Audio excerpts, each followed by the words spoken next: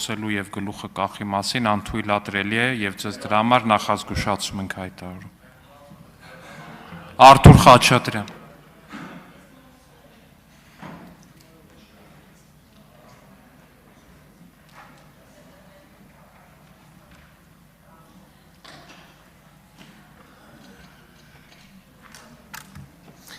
Սելայնակիցներ,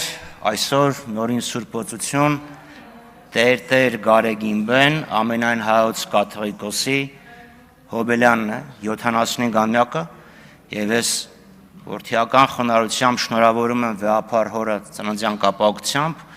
մաղթում եմ երկար կյանք կորով եւ եռանդ հավատավոր ժողովրդին այս փոթորկուն ծովու նավարկելու համար առաջնորդելու համար Հիմա անդրադառնամ Չէ, իմ ասածը կրոնական տեքստ չէր, ամեն պետք չի ասել դրանից հետ։ Անդրադառնամ օրակարգային հարցին։ Ֆինանսավարկային հանձնաժողովը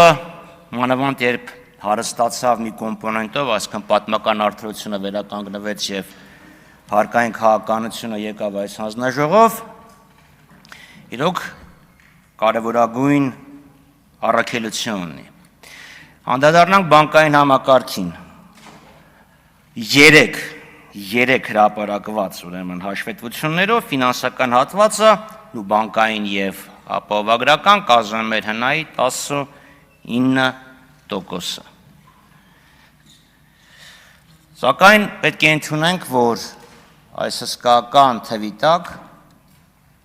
մենք չունենք ֆինանսական համակարգի բազմազանություն։ Ֆինանսական գործառույթները կենտրոնացված են բանկային համակարգում եւ ես խորապես համոզված եմ, որ դրա պատճառներից մեկը կենտրոնական բանկի քաղաքականությունն է։ Մեգա ռեգուլյատորը ճնշում է ոչ բանկային ֆինանսական հաստատությունների զարգացումը։ Նայենք մեր բորսային, ծավալները Ես կարծում եմ, որ ցանկացած սուպերմարկետ մի օրում ավելի մեծ շրջանառություն ունի, քան թե մեր բորսան։ Եվ զարմանում եմ եւ շատ հիասթափված եմ, որ կառավարությունը իր ծրագրը, որ ներկայացրել է, չի խոսում ընդհանրապես բաժնետիրացման մասին, ձեռնարկությունների բաժնետիրացման եւ բաժնետոմսերի շուկայի զարգացման մասին, խոսքը գնում է միայն պարտատոմսերի շուկային։ Իսկ ինչ պատկեր ունի բանկային համակարգի եւ վարկային կազմակերպությունների տրամադրված վարկերի պորտֆելը։ Դե մի քանի անգամ ասել եմ, ելի եմ ասում, եթե կենտրոնական բանկից լսում են, ձեր կայքի նոր վերսիան շատ գեղեցիկ է, փումփուլիկներ կան շատ սիրուն, բայց տվյալները գտնելը հատուկ հետախուզական հմտություններ է պահանջում։ Անտրամաբանական է, որ վարկային պորտֆելի 1/3-ը սպառողական վարկեր են, ընդ որում փոքր սպառողական վարկերը ամենամեծ մասն ունեն եւ չգործող վարկերի սպառողական անուսալի էլի փոքր վարկեր են,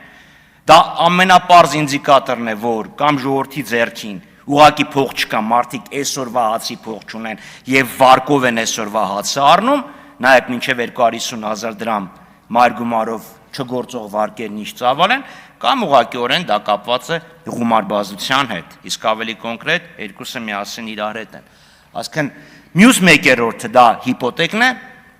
քանի որ հիպոթեկային վարկերը հիմնականում այսինքն մարդիկ մեծամասնությունը վարկառուները 95% եթե չեմ սխալվում մի բնակարան է գնել, այսինքն դա էլի եկամտաստեղծ գործունեության համար չի, փաստորեն էլի ֆինանսավորում է սպառումը։ Ֆինանսական համակարգը պետք է էապես վերափոխվի, որպեսզի ֆինանսական համակարգը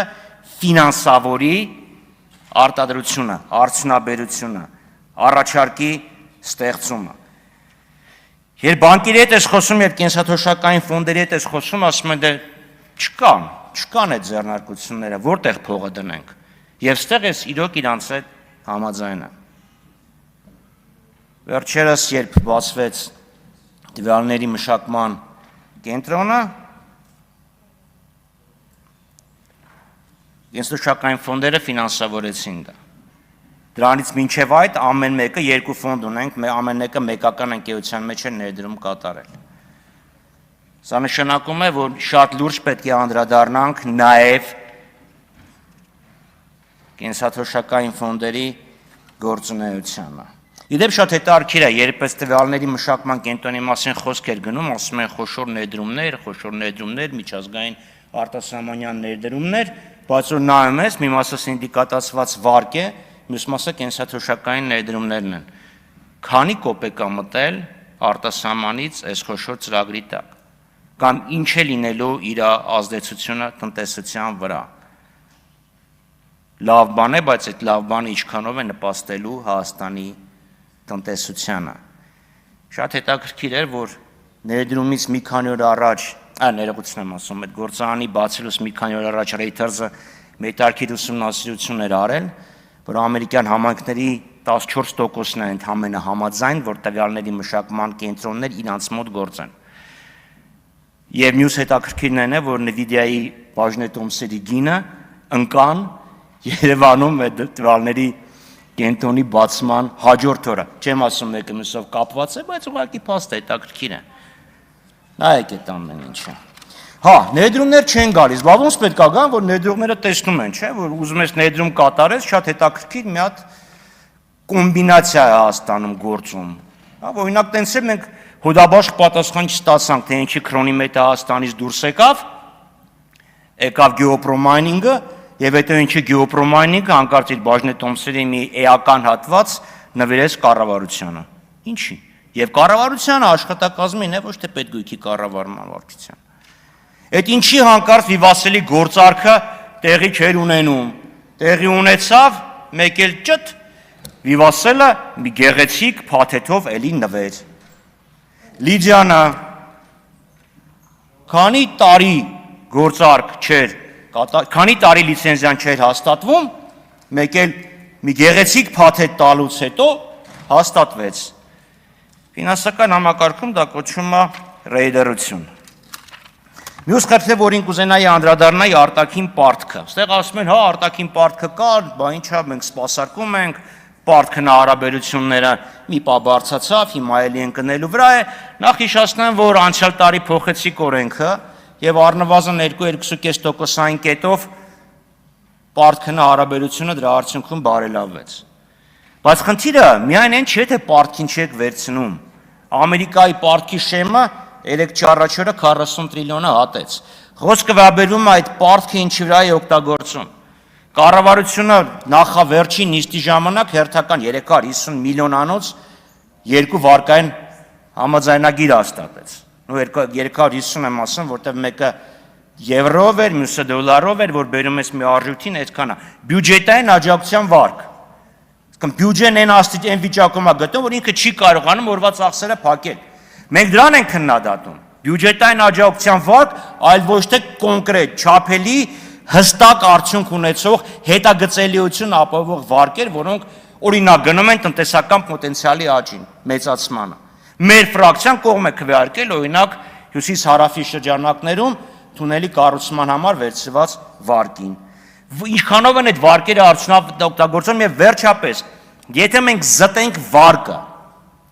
առանց այդ վարկի մեր տնտեսական աճը ինչքան կլիներ։ Հպարտանում ասում եք, այ մեր տնտեսական աճը մեծ է, տնտեսական ակտիվության ցուցանիշը մեծ է, եթե հանենք վարկերը ինչքան կլիներ։ Այս տարի վարկերի սպասարկման եւ մարգումարի մասնակի մարման գումարը 1 տրիլիոն է կազմելու։ Պետական բյուջեով նախատեսված է, որ մեր եկամուտները 3 տրիլիոն են կազմելու։ Այսինքն ստացած ամեն մի 3 դրամից մեկը տալու ենք պարտատերերին։ Մյուս խնդիրը հարկերն են։ Հայաստանի հարկային համակարգը պետք է վերանայվի։ Միկրոձեռնարկությունները, փոքր եւ միջին ձեռնարկությունները պետք է ավելի արտոնյալ հարկային ռեժիմով հարկվեն։ Ձեր իշխանության, ձեր կուսակցության ղեկավարը, ձեր նշանակած կառավարության ղեկավարն ասում էր հարկային համակարգը նենց արված, որ փոքր ձեռնարկությունները չաճեն։ Նախ ով ասես, որ բոլոր փոքր ձեռնարկություններն ուզում են աճեն։ Լրիվ այլ խնդիրներ կան։ Եթե ասում են մեծ ձեռնարկությունները իրանց քողարկում են փոքր ձեռնարկությունների են բաժանում իրանց, մասնատում են, հարկա են պլանավորում, գնում, հանցագործներին բռնեք եւ դատեք։ Ոչ թե բարեխիղճ փոքր ձեռնարկություններին պատժեք։ Այս 15 վայրկյանում փորձեմ մի հարցին անդրադառնամ, լավ։ Նենց զարմացած եք ասում, բանայք, որ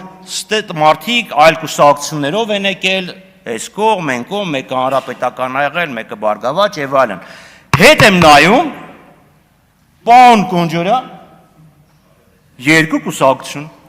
Ժամանակն ավարտվել է, պարոն Խաչատրյան։ 15 վայրկյան։ Այ հենց այդ պահին էլ պետք է ավարտվեր։ Ուրեմն ԿՊ-ի մի տեղակալը նախագահի նախկին հանրապետական է, մյուսը նախկին ԲԿ-ական է։ Հող վարչապետերից մեկը լավ, ձեր ժամանակը ավարտված էր, թողեցի շարունակեք, բայց ոչ նրա համար, որ գոնե սուտ ասեք։ Ես կյանքումս բացի քաղաքացիական պայմանագիր կուսակցությունից, այլ կուսակցության անդամ։ Երիտասարդական միություն, այդ կարող է Սարդական պայմանագրի հետ էր Պարոն Խաչատրյան, նստեք խնդրում եմ, ձեր ժամանակն ավարտվել է։ Արման Եղոյան, բայց անկեղծորեն, այս թեման ինչքան ասում եք, այդքան բան ա լինում։ Սուտ է դա, պարոն Խաչատրյան, դա սուտ է։ Ես որևէ այլ կուսակցության անդամ իմ կյանքում չեմ եղել։ Համեցեք, պարոն Եղոյան։